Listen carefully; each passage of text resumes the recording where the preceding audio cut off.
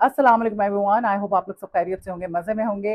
अच्छा भाई, सहर हाशमी जो हैं उनकी इस वक्त जो इंटरव्यू उन्होंने दिया उसके क्लिप्स वायरल हो रहे हैं। उसमें उन्होंने अपना वर्क एक्सपीरियंस जो था सजल के साथ, उसके हवाले से बातें की, दानियाल ज़फ़र के हवाले से की, और साथ साथ मोस्ट इम्पॉर्टेंटली उन्होंने जो उनके क्लिप्स वायरल हो रहे थे और उनके बारे में ये कहा जा रहा था कि जी वो पाकिस्तानी इमरान हाशमी हैं, उसके हवाले से उन्होंने कुछ बातें की हैं। और बातें जो उन्होंने की हैं उसको सुन के मुझे बड़ा दुख हुआ। उसके हवाले से मैं बात करना चाह रही थी। सहर हाशमी से सबसे पहले तो ये पूछा गया कि भाई आप जो हैं, आप पे टैग लग गया है कि जी आप पाकिस्तानी इमरान हाशमी हैं, क्योंकि आपको इल्म होगा कि जिस तरह चिपक चिपक के जोरदार झपियां सहर हाशमी अपने ड्रामाज में दे रही हैं, चाहे वो दानिश तैमूर हो या कोई भी हीरो हो और दानियाल जफर हो, ये उनकी एक्सपर्टीज मुझे लगती है कि झप्पी देने में वो बड़ी एक्सपर्ट हैं। अच्छा जी, इस हवाले से जब उनसे पूछा गया तो उन्होंने हंस के कहा कि I find it very ridiculous, और साथ साथ उन्होंने कहा कि भाई I will be very honest about this, और मैं ये समझती हूँ कि I am not the first actor and I am not going to be the last actor. सीधी सी बात है, सभी हक करते हैं। और ऑन स्क्रीन जो हक होता है वो जरूरी नहीं कि एक मियाँ बीवी का ताल्लुक हो ड्रामे में तो हक किया जाए, बल्कि मियाँ बीवी के अलावा दूसरे भी रिश्ते होते हैं जो कि हक देते हैं एक दूसरे को ऑन स्क्रीन। और ये जो है सिचुएशनल चीजें होती हैं, यानी कि कोई सिचुएशन ऐसी होती है जिसमें हक देना जो है ना लाजिम हो जाता है, लाजमी हो जाता है। कि मैं अपनी तरफ से कह रही हूँ, सहर ने नहीं कहा, लेकिन उनका ये कहना था कि जी सिचुएशनल चीजें होती हैं और रिक्वायरमेंट होती है। रिक्वायरमेंट तो फिर मियाँ बीवी के बीच में और भी बहुत सारी चीजों की हो सकती है। अच्छा जी, उन्होंने कहा कि भाई मेरे डायरेक्टर ने मुझे एक बात समझाई थी एक दफा कि तुम जो है ना बीबी, अगर तुमने कुछ करना है ना तो फिर तुम कन्विक्शन के साथ करो। ये नहीं कि आ ऊ, मतलब कि आप कंफ्यूज्ड हैं, इनडिसाइसिव हैं कि आपने करना है कि नहीं करना। If you are performing so you have to give your 100%, चाहे वो हग वाला सीन क्यों ना हो, सो मुझे लगता है, जस्ट किडिंग, बट मुझे लगता है किसिंग वाला जो सीन है, अल्लाह ना करे कि हमें ये चीज़ देखनी पड़े। अल्लाह मियाँ प्लीज़, अल्लाह मियाँ प्लीज़, हम नहीं सह पाएंगे। लेकिन जो हालात हमारे शोबिस के चल रहे हैं ना, तो लगता है कि ऐसा भी कुछ जो है देखने को अल्लाह ना करे कि हमें मिल ही जाएगा, क्योंकि बेगैरतियाँ जो है वो उरूज पर है और हमारे आर्टिस्ट जो है कपड़े उनके उतर चुके हैं, हग्स वो कर रहे होते हैं, बिस्तर के सीन जो है उनको इतना नॉर्मलाइज कर दिया गया है। तो अब रह क्या गया है, रह क्या गया है। अच्छा जी, मैं ये समझती हूँ कि सबसे बड़ा मसला ये है और सबसे बड़ा गुनाह ये है कि एक इंसान कुछ गलत करे, एक तो आप गलती पर हैं और फिर आप उसको जस्टिफाई कर रहे हैं, फिर आप कह रहे हैं कि वो ठीक है। This is the worst thing one can do. You are doing something wrong and then you are justifying it, you are defending your action which is not right. So ये सबसे मुझे लगता है कि वर्स्ट चीज है दुनिया में। हम सबसे गलतियां होती हैं, हम बहुत सारी चीजें ऐसे करते हैं अपनी जिंदगियों में कि शायद वो ठीक नहीं होती, शायद वो अल्लाह ताला को ना पसंद हो, लेकिन एक दिल के अंदर खौफ होता है, डर होता है कि यार ये ठीक नहीं है, ये नहीं करना चाहिए, इससे अल्लाह ताला नाराज होगा। और मुझे जैसे बड़ा होता है, मैं कहती हूँ अल्लाह ताला बस मुझे हिदायत दे दे, तौफीक दे दे कि मैं पर्दा करने लग जाऊं, बड़ी मेरी ख्वाहिश है बचपन से। लेकिन एक बड़ी रिस्पॉन्सिबिलिटी होती है, you have to quit everything. ये हाफ हार्टेडली हाफ पर्दा ऐसी कोई चीज नहीं होती, फिर करना है तो सही से करना है। तो होता है, बैठती हूँ सोचती हूँ और हमेशा से सोचती हूँ कि अल्लाह कितना गुनाह मिलता होगा, गैर मर्द देखते हैं और पता नहीं इस बात पे पकड़ ना हो जाए। तो एक गलत को गलत समझना बहुत जरूरी है, और मैं समझती हूँ कि अगर आपके दिल में किसी भी चीज का खौफ होना और डर हो तो अल्लाह ताला आपको कभी ना कभी हिदायत दे देता है। वो कहते हैं ना, हिदायत बस किसी को नहीं, किसी के दिल में डर होता है ना कहीं उसके दिल में ये चीज होती है कि मैं ठीक नहीं हूँ और अल्लाह ताला जो है ना मुझे ठीक कर दे, या काश मैं इस रास्ते पर चल पड़ूं। तो फिर अल्लाह ताला हिदायत कभी ना कभी दे ही देता है, और खुश नसीब होते हैं वो लोग जिनको हिदायत मिल जाती है। सो ये मुझे बड़ा अजीब लगा कि जी आप फिर डिफेंड कर रही हैं अपने एक्शंस को कि नहीं, this is a requirement, I am an artist, और ये तो होता रहता है, सभी कर रहे होते हैं। हाँ, हक्स के बहुत सीन होते हैं, लेकिन सहर हाशमी जिस तरह के हक्स देती है ना, वो कुछ नाकाबिले बर्दाश्त होते हैं, बहुत ही वल्गर लगते हैं, बहुत बुरे लगते हैं। आप अपनी फैमिली के साथ बैठ के नहीं देख सकते, आपको शर्मिंदगी होती है। और जहां तक बात है कि जी आप ऑडियंस के लिए करते हैं, ये सारा कुछ ऑडियंस देखना चाहती है, ये लोग हर वक्त ये बात कर रहे होते हैं, तो जी ऑडियंस नहीं देखना चाहती।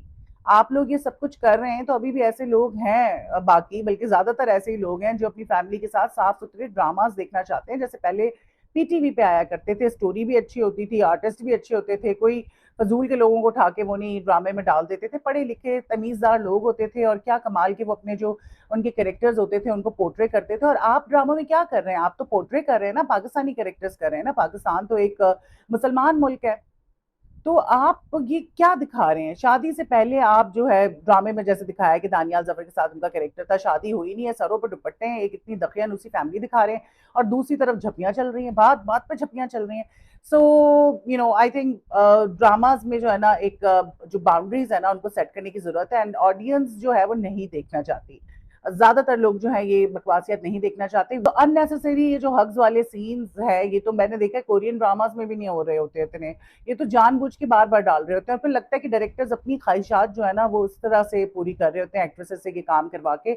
और दूसरा एक पहलू ये भी है कि बहुत से लोग ये भी कहते हैं कि जी जो मर्द हजरात हैं, मेल एक्टर्स हैं, उनसे कोई ये सवाल क्यों नहीं करता। And I did notice that कि जो हमारे मेल आर्टिस्ट हैं तो उनसे वाकई ये सवाल नहीं होता। कोई उनसे भी पूछे ना कि भाई तुम लोगों को सब जायज है, तुम लोग सब करोगे, तुम लोगों को तो मजे आ रहे हैं, औरत हक कर रही है, यू आर एंजॉइंग इट। तो मर्द हजरात जो है उनसे भी ये क्वेश्चन करना चाहिए, सिर्फ खवातीन को बिठा के उनसे ये पूछना कि तुम क्यों कर रही हो। दोनों बराबर के शरीक हैं, दोनों बराबर के गुनाह है। अगर औरत को गुनाह मिल रहा है या गलत काम कर रही है तो मर्द भी गलत काम कर रहा है, उसको भी इक्वली गुनाह मिलेगा। So both of them are answerable. और मर्दों को भी बिठा के जरा पूछें अपने कि भाई तुम लोगों पे ये कोई कानून लागू नहीं होता। और पैमरा जो है ना उसका तो बताइए हमें कि क्या हालात हैं, किसी चैनल पे क्या कुछ चल रहा है, किसी चैनल पे छोटी सी बात पे पकड़ हो जाएगी, तो ये काफी दुख वाली बात है। खैर, आ जाते हैं जी दानियल जफर के वाले से। उन्होंने कहा उनके साथ काम करने के एक्सपीरियंस के वाले से, उन्होंने कहा कि ठीक था, सही था, तो लगा कि शायद उनका एक्सपीरियंस बहुत अच्छा नहीं रहा होगा। अच्छा, दानियाल अभी क्योंकि नए हैं, मुझे लगता है कि दानियाल हो सकता है कि बहुत ज्यादा रीटेक्स करवाते हो, क्योंकि एक्टिंग आसान तो नहीं है, जुमले हैं, उनकी टाइमिंग है, डिलीवरी है, फिर आपको कैमरे की पोजीशन, लाइट लेनी है, ये सारी चीजें करना ना एक नए बंदे के लिए बड़ा मुश्किल हो जाता है। सो पॉसिबिलिटी है कि शायद दानियाल बहुत ज्यादा रीटेक्स कराते हैं, और गर्मी में इंसान काम कर रहा होता है, कोई आर्टिस्ट बहुत रीटेक्स कराता है उससे सबकी हट जाती है।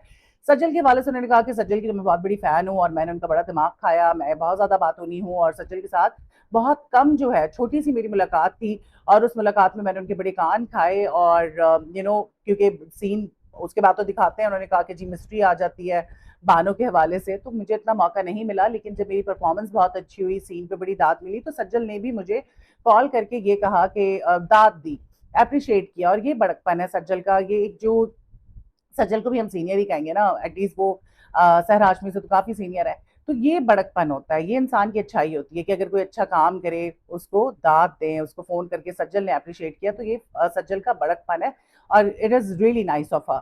अच्छा, और फिर उनसे पूछा गया कि आपने सज्जल से कुछ सीखा, तो उन्होंने कहा नहीं, मेरा बड़ी बड़ी ख्वाहिश है कि मैं उनके साथ काम करूं, और सज्जल के साथ इतनी छोटी सी मुलाकात थी कि मुझे कुछ सीखने का मौका नहीं मिला। तो ये अच्छी बात है, सहर हाशमी ने भी इस तरह की बातें की, बताया कि वो सज्जल की फैन थी। और मुझे कोई गरूर नजर नहीं आता शहर में। हाँ, बोंगियां मार देती हैं, मुझे बुरी उस वक्त लगने लगी जब उन्होंने बहुत ही वल्गर ड्रेस पहना, टी शर्ट और पूरा क्लीवेज नजर आ रहा था, और तब से मुझे वो बुरी लगने लगी ऑनेस्टली स्पीकिंग। वरना एक प्यारी लड़की है, खूबसूरत चेहरा है, और अब जो है एक्टिंग भी हम देख रहे हैं कि काफी इम्प्रूव हो चुकी है। जंजीरे में जैसे हमने देखा कि बड़े अच्छे उन्होंने सीन करवाए। सो यस, बट क्या कर सकते हैं, कपड़ों के हवाले से तो आपको पता ही है, कपड़े उतरते जा रहे हैं सबके। अच्छा, सज्जल ने एक जो है पोस्ट रीशेयर की स्टोरी पे अपनी, और उसमें वो फनी पोस्ट थी, और उसमें ये लिखा हुआ था कि टूट गई, टूट के मेच्योर हो गई। और ये एक फनी सी बात थी, लेकिन मैंने सोचा कि यार जब एक तकलीफ गुजर जाती है ना, एक पॉइंट पर आके आपको मजाक लगने लग जाती है। और सज्जल ने इनडायरेक्टली ये बता दिया कि टूट गई और टूट के मेच्योर हो गई, and it is so right. इंसान जो है ना, कुछ लोग जो खुशकिस्मत होते हैं, वो जब टूटते हैं तो टूटने के बाद जो है ना उससे सबक सीख लेते हैं। कुछ बदकिस्मत होते हैं, नहीं सीखते, और अल्लाह के करीब नहीं होते। कुछ हम जैसे होते हैं जो टूट टूट के किरचियां किरचियां हो जाती हैं, और इतनी किरचियां हो जाती हैं कि समझ ही नहीं आता कि अपने आप को कैसे जोड़ें। लेकिन फिर दुनिया का दस्तूर है, जब अल्लाह ताला किसी को तोड़ता है तो फिर उसको जोड़ता भी है, वो रिपेयर भी करता है, वो उसको संभालता भी है। आपको लगता है कि दैट्स इट, जिंदगी खत्म हो गई, दिल बंद हो जाएगा, सांस नहीं ली जाती, सफोकेशन होती है, पैनिक अटैक्स होते हैं, बट दुनिया है। फिर इंसान जो है अपने आप को जो बिखर जाता है, फिर अपने आप को समेटता है और वापस जो है वो ठीक हो जाता है। जिंदगी तो आपने गुजारनी है ना, क्या कर सकते हैं, ऐसी ऐसी सिचुएशंस आती हैं। तो सज्जल पे भी बड़ी बड़ी चीजें आई। ऑफ कोर्स डिवोर्स होना इट्स नॉट इजी, चाहे आप सेलिब्रिटी हो, चाहे आप एक आम सी लड़की हो, डिवोर्स तो डिवोर्स होती है, इंसान को तोड़ देती है। सो इस हवाले से मेरे ख्याल से सज्जल ने बात करनी शुरू की, लेकिन हमने देखा कि सज्जल जो है ये सारे मामलात के बावजूद भी बड़ी कंपोज्ड रही। कभी सज्जल ने ऊट पटांग बातें नहीं की, सज्जल ने आके फजूल में अटेंशन ग्रैब करने के लिए कोई ऐसी हरकत नहीं की।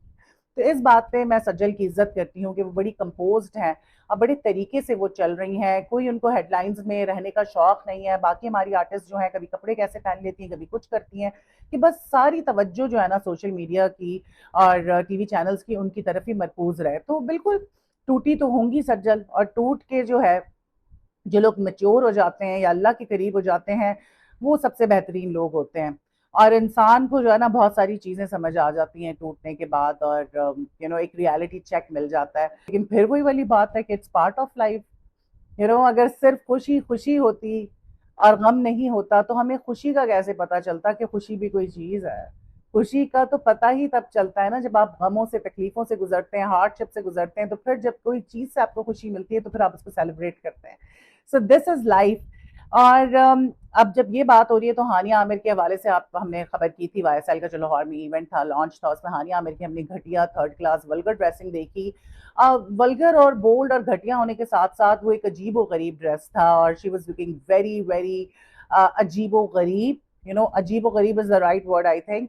और उस पर काफी जो है लोग क्रिटिसाइज कर रहे थे और मैंने भी इस पर बात की थी, लेकिन क्या ही हानिया के बारे में बात करें। I am so done with Hania. Hania is all over the place, और जब टीवी खोलो वो सामने आ जाती है। और बस अब जो है ना हानिया सिर्फ क्रिंज लगती है और कुछ नहीं लगती।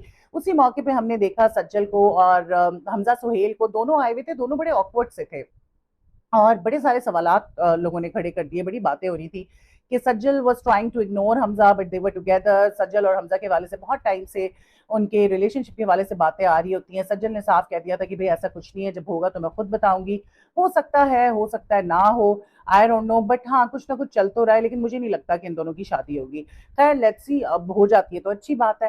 सो ये दोनों जो है ना, किसी ने लिखा, किसी ने कहा कि नाराज लग रहे हैं। मुझे लगा कि शायद वो नजरें चुरा रही हैं, बिकॉज वो जो इनके हवाले से खबरें आ रही होती हैं और इस तरह की नेगेटिव अटेंशन जो है वो नहीं चाहिए होती है सज्जल को, तो इस वजह से वो हमजा के साथ बहुत ज्यादा फ्री नहीं हो रही थी।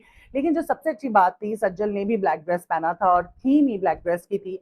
एक तरफ हानिया नीम बरहना थी और दूसरी तरफ सज्जल ने इतने डिसेंट कपड़े पहने हुए थे। अच्छा, मुझे ओवरऑल सज्जल का लुक पसंद नहीं आया। टाइड हेयर में शी वॉज लुकिंग फाइन, लेकिन उसके ऊपर ग्लासेस, एक नर्डी सा लुक था। मतलब उससे बेहतर सज्जल लग सकती थी, उससे बहुत बेहतर लग सकती थी। लेकिन जिस बात पे हमें उनको दाद देनी चाहिए वो ये कि उन्होंने कितने अच्छे कपड़े पहने, कितने डिसेंट कपड़े पहने, किसी किस्म के रिवीलिंग कपड़े नहीं थे। एक तरफ आप सज्जल का शूट देख लें और हानिया आमिर को देख लें, चेयर पे वो चढ़ी नहीं, किस तरह से चढ़ाया होगा। इतना उन्होंने जो है वो शूट के लिए रिस्क लिया। बस हानिया को तो हम क्या ही कहें। खैर ये थी कुछ चीजें मैंने सोचा कि मैं आपके साथ शेयर करूं। और आपको क्या लगता है, सज्जल जो है क्यों इतनी ऑकवर्ड हुई थी? बल्कि सज्जल का एक शूट भी आपके साथ शेयर करती हूँ। अभी रिसेंटली तस्वीरें आई हैं, फायजा सकलैन जो है डिजाइनर, उनका उन्होंने शूट करवाया है और इतनी कमाल की लग रही है। और शूट जो है ना वो दरिया के अंदर या जो भी झील वगैरह है उसमें हुआ है। स्कर्दू या हुंजा लग रहा है, आई थिंक स्कर्दू होगा। सज्जल जो है बहुत ही प्यारी लग रही है उस शूट में, तो मैंने सोचा वो भी मैं आपके साथ शेयर करूं। So what do you think about this? Do let me know in the comment section. फिर मुलाकात होती है। अल्लाह हाफिज।